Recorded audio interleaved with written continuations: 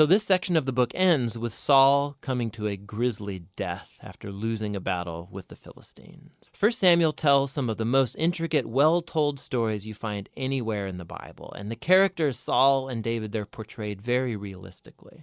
And the author's putting them forward as character studies so that you can find yourself in them. So in Saul's story, we see a warning. It's crucial that we reflect on our own character flaws and how they harm us and other people. And with God's help, we need to humble ourselves and deal with our dark side so that Saul's story doesn't become ours. David, on the other hand, is presented as an example of patience and trust in God's timing in our lives. And so he's running in the wilderness, being chased by Saul. David had every reason to think that God had abandoned him, but that's not what he thinks.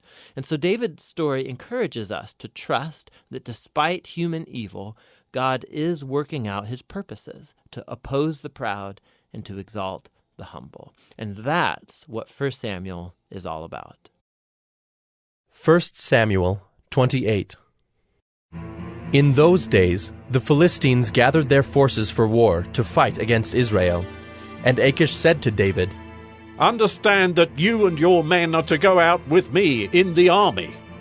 David said to Achish, "Very well, you shall know what your servant can do." And Achish said to David, "Very well, I will make you my bodyguard for life." Now Samuel had died, and all Israel had mourned for him and buried him in Ramah, his own city. And Saul had put the mediums and the necromancers out of the land. The Philistines assembled and came and encamped at Shunem. And Saul gathered all Israel, and they encamped at Gilboa.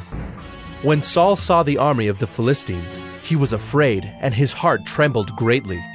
And when Saul inquired of the Lord did not answer him, either by dreams, or by Urim, or by prophets. Then Saul said to his servants, "Seek out for me a woman who is a medium, that I may go to her and inquire of her."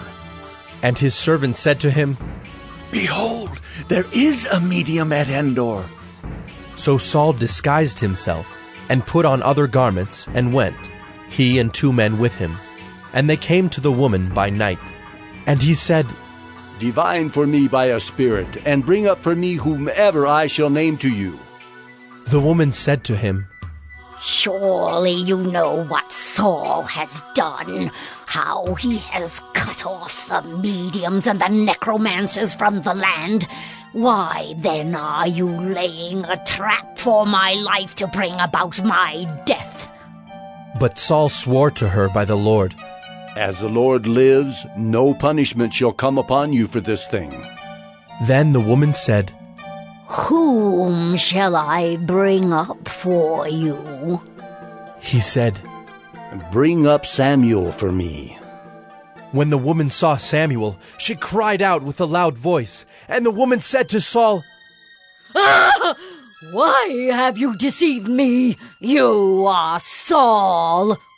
The king said to her, "Do not be afraid. What do you see?" And the woman said to Saul, "I see a god coming up out of the earth." He said to her, "What is his appearance?" And she said, "An old man is coming up, and he is wrapped in a robe." And Saul knew that it was Samuel, and he bowed with his face to the ground and paid homage. Then Samuel said to Saul, "Why have you disturbed me by bringing me up?" Saul answered, "I am in great distress, for the Philistines are warring against me, and God has turned away from me and answers me no more, either by prophets or by dreams. Therefore I have summoned you to tell me what I shall do." And Samuel said, "Why then do you ask me, since the Lord has turned from you and become your enemy? The Lord has done to you as he spoke by me, for the Lord has torn the kingdom out of your hand and given it to your neighbor David, because you did not obey the voice of the Lord and did not carry out his fierce wrath against Amalek. Therefore the Lord has done this thing to you this day. Moreover, The Lord will give Israel also with you into the hand of the Philistines. And tomorrow you and your sons shall be with me. The Lord will give the army of Israel also into the hand of the Philistines." Then Saul fell at once, full length on the ground, filled with fear because of the words of Samuel. And there was no strength in him, for he had eaten nothing all day and all night. And the woman came to Saul, and when she saw that he was terrified, she said to him, "Behold, your servant has obeyed you. I have taken my life in my hand and have listened to what you have said to me. Now, therefore, you also obey your servant. Let me set a morsel of bread before you, and eat, that you may have strength when you go on your way." He refused and said, "I will not eat." But his servants, together with the woman, urged him, and he listened to their words. So he arose from the earth and sat on the bed. Now the woman had a fattened calf in the house, and she quickly killed it. And she took flour and kneaded it, and baked unleavened bread of it. And she put it before Saul and his servants, and they ate. Then they rose and went away that night. 1 Samuel 29. Now the Philistines had gathered all their forces at Aphek, and the Israelites were encamped by the spring that is in Jezreel. As the lords of the Philistines were passing on by hundreds and by thousands, and David and his men were passing on in the rear with Achish, the commanders of the Philistines said, "What are these Hebrews doing here?" And Achish said to the commanders of the Philistines, "Is this not David, the servant of Saul, king of Israel, who has been with me now for days and years? And since he deserted to me, I have found no fault in him to this day." But the commanders of the Philistines were angry with him, and the commanders of the Philistines said to him, "Send the man back, that he may return to the place to which you have assigned him. He shall not go down with us to battle, lest in the battle he become an adversary to us. For how could this fellow reconcile himself to his Lord? Would it not be with the heads of the men here? Is not this David of whom they sing to one another in dances? Saul has struck down his thousands, and David his 10,000s. Then Achish called David and said to him, "As the Lord lives, you have been honest, and to me it seems right that you should march out and in with me in the campaign. For I have found nothing wrong in you from the day of your coming to me to this day. Nevertheless, the lords do not approve of you. So go back now and go peaceably, that you may not displease the lords of the Philistines." And David said to Achish, "But what have I done? What have you found in your servant from the day I entered your service until now, that I may not go and fight against the enemies of my lord the king?" And Achish answered David and said, "I know that you are as blameless in my sight as an angel of God.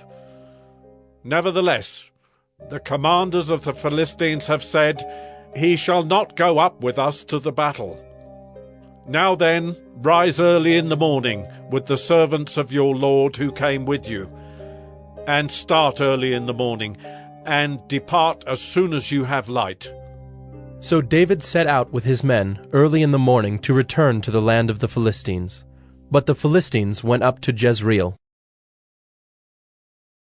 1 Samuel 30. Now when David and his men came to Ziklag on the third day, the Amalekites had made a raid against the Negeb and against Ziklag. They had overcome Ziklag and burned it with fire, and taken captive the women and all who were in it, both small and great. They killed no one, but carried them off and went their way. And when David and his men came to the city, they found it burned with fire, and their wives and sons and daughters taken captive. Then David and the people who were with him raised their voices and wept until they had no more strength to weep. David's 2 wives also had been taken captive, Ahinoam of Jezreel, and Abigail, the widow of Nabal of Carmel. And David was greatly distressed, for the people spoke of stoning him, because all the people were bitter in soul, each for his sons and daughters. But David strengthened himself in the Lord his God. And David said to Abiathar the priest, the son of Ahimelech, "Bring me the ephod." So Abiathar brought the ephod to David. And David inquired of the Lord, "Shall I pursue after this band? Shall I overtake them?" He answered him, Pursue, for you shall surely overtake and shall surely rescue. So David set out, and the 600 men who were with him, and they came to the brook Besor, where those who were left behind stayed. But David pursued, he and 400 men. 200 stayed behind, who were too exhausted to cross the brook Besor. They found an Egyptian in the open country, and brought him to David. And they gave him bread, and he ate. They gave him water to drink, and they gave him a piece of a cake of figs, and 2 clusters of raisins. And when he had eaten, his spirit revived, for he had not eaten bread or drunk water for 3 days and 3 nights. And David said to him, "To whom do you belong, and where are you from?" He said, I am a young man of Egypt, servant to an Amalekite. And my master left me behind, because I fell sick 3 days ago. We had made a raid against the Negeb of the Kerethites, and against that which belongs to Judah, and against the Negeb of KLove, and we burned Ziklag with fire. And David said to him, "Will you take me down to this band?" And he said, Swear to me by God that you will not kill me, or deliver me into the hands of my master, and I will take you down to this band. And when he had taken him down, behold, they were spread abroad over all the land, eating and drinking and dancing, because of all the great spoil they had taken from the land of the Philistines and from the land of Judah. And David struck them down from twilight until the evening of the next day, and not a man of them escaped, except 400 young men, who mounted camels and fled. David recovered all that the Amalekites had taken, and David rescued his 2 wives. Nothing was missing, whether small or great, sons or daughters, spoil or anything that had been taken. David brought back all. David also captured all the flocks and herds, and the people drove the livestock before him, and said, "This is David's spoil." Then David came to the 200 men who had been too exhausted to follow David, and who had been left at the brook Besor. And they went out to meet David, and to meet the people who were with him. And when David came near to the people, he greeted them. Then all the wicked and worthless fellows among the men who had gone with David said, "Because they did not go with us, we will not give them any of the spoil that we have recovered, except that each man may lead away his wife and children, and depart." But David said, "You shall not do so, my brothers, with what the Lord has given us. He has preserved us and given into our hand the band that came against us. Who would listen to you in this matter? For as his share is who goes down into the battle, so shall his share be who stays by the baggage. They shall share alike." And he made it a statute and a rule for Israel from that day forward to this day. When David came to Ziklag, he sent part of the spoil to his friends, the elders of Judah, saying, "Here is a present for you from the spoil of the enemies of the Lord." It was for those in Bethel, in Ramoth of the Negeb, in Jadar, in Aroer, in Siphmoth in Eshtemoa, in Rachel, in the cities of the Jerahmeelites, in the cities of the Kenites, in Hormah, in Bor-Ashan, in Athak, in Hebron, for all the places where David and his men had roamed. 1 Samuel 31. Now the Philistines fought against Israel, and the men of Israel fled before the Philistines, and fell slain on Mount Gilboa. And the Philistines overtook Saul and his sons, and the Philistines struck down Jonathan and Abinadab and Melchi-Shua, the sons of Saul. The battle pressed hard against Saul, and the archers found him, and he was badly wounded by the archers. Then Saul said to his armor-bearer, "Draw your sword, and thrust me through with it, lest these uncircumcised come and thrust me through and mistreat me." But his armor-bearer would not, for he feared greatly.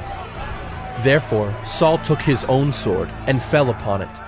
And when his armor-bearer saw that Saul was dead, he also fell upon his sword, and died with him. Thus Saul died, and his 3 sons, and his armor-bearer, and all his men on the same day together. And when the men of Israel, who were on the other side of the valley, and those beyond the Jordan, saw that the men of Israel had fled, and that Saul and his sons were dead, they abandoned their cities and fled. And the Philistines came and lived in them. The next day, when the Philistines came to strip the slain, they found Saul and his 3 sons fallen on Mount Gilboa.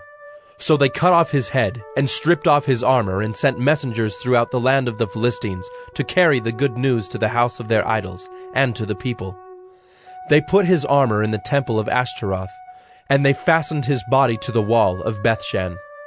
But when the inhabitants of Jabesh-Gilead heard what the Philistines had done to Saul, all the valiant men arose and went all night and took the body of Saul and the bodies of his sons from the wall of Bethshan. And they came to Jabesh and burned them there. And they took their bones and buried them under the tamarisk tree in Jabesh, and fasted 7 days.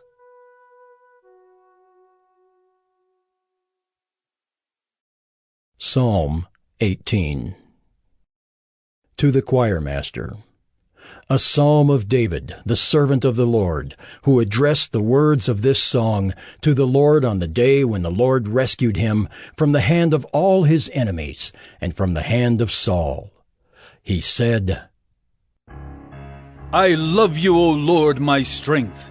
The Lord is my rock and my fortress and my deliverer. My God, my rock in whom I take refuge, my shield and the horn of my salvation, my stronghold. I call upon the Lord who is worthy to be praised, and I am saved from my enemies. The cords of death encompassed me, the torrents of destruction assailed me. The cords of Sheol entangled me, the snares of death confronted me. In my distress I called upon the Lord. To my God I cried for help. From his temple he heard my voice, and my cry to him reached his ears. Then the earth reeled and rocked. The foundations also of the mountains trembled and quaked, because he was angry. Smoke went up from his nostrils, and devouring fire from his mouth. Glowing coals flamed forth from him. He bowed the heavens and came down. Thick darkness was under his feet. He rode on a cherub and flew. He came swiftly on the wings of the wind. He made darkness his covering, his canopy around him, thick clouds dark with water. Out of the brightness before him, hailstones and coals of fire broke through his clouds. The Lord also thundered in the heavens, and the Most High uttered his voice, hailstones and coals of fire. And he sent out his arrows and scattered them. He flashed forth lightnings and routed them. Then the channels of the sea were seen, and the foundations of the world were laid bare at your rebuke, O Lord, at the blast of the breath of your nostrils. He sent from on high. He took me. He drew me out of many waters. He rescued me from my strong enemy and from those who hated me, for they were too mighty for me. They confronted me in the day of my calamity, but the Lord was my support. He brought me out into a broad place. He rescued me because he delighted in me. The Lord dealt with me according to my righteousness. According to the cleanness of my hands he rewarded me. For I have kept the ways of the Lord, and have not wickedly departed from my God. For all his rules were before me, and his statutes I did not put away from me. I was blameless before him, and I kept myself from my guilt. So the Lord has rewarded me according to my righteousness, according to the cleanness of my hands in his sight. With the merciful you show yourself merciful. With the blameless man you show yourself blameless. With the purified you show yourself pure, and with the crooked you make yourself seem tortuous. for you save a humble people, but the haughty eyes you bring down. For it is you who light my lamp. The Lord my God lightens my darkness. For by you I can run against a troop, and by my God I can leap over a wall. This God, his way is perfect. The word of the Lord proves true. He is a shield for all those who take refuge in him. For who is God but the Lord? And who is a rock except our God? The God who equipped me with strength and made my way blameless.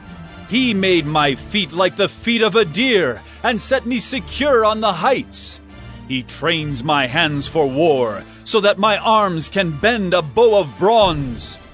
You have given me the shield of your salvation, and your right hand supported me, and your gentleness made me great.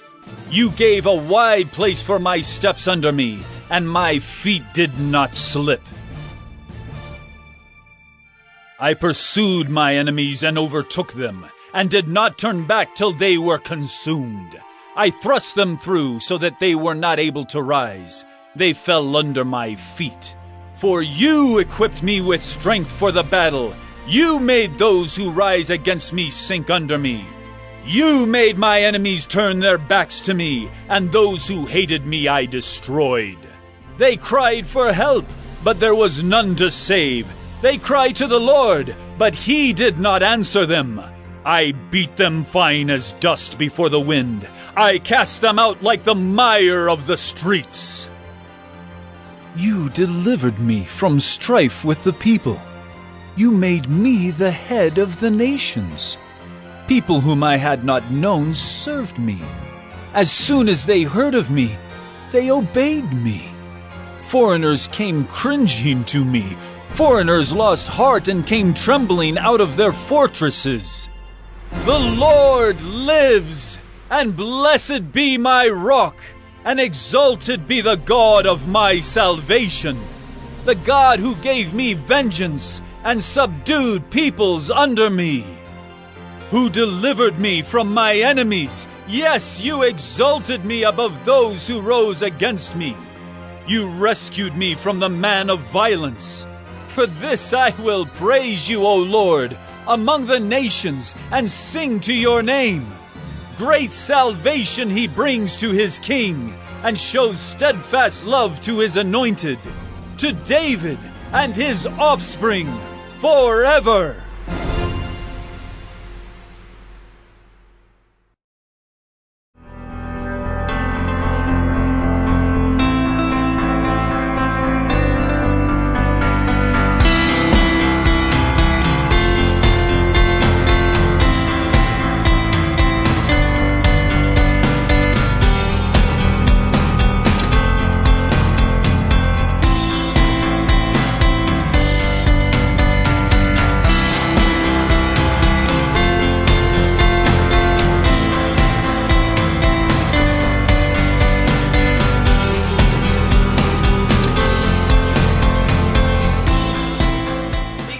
Here from the X. Thank you guys for watching our video. We hope this is helping you on your Bible goals and your other goals. And be sure to like and subscribe if you haven't already. And we look forward to seeing you tomorrow. Also, check those links in the description for all the other non-X material that came to make this video. Thank you guys again for watching, and hope you have a wonderful rest of your day, and see you tomorrow.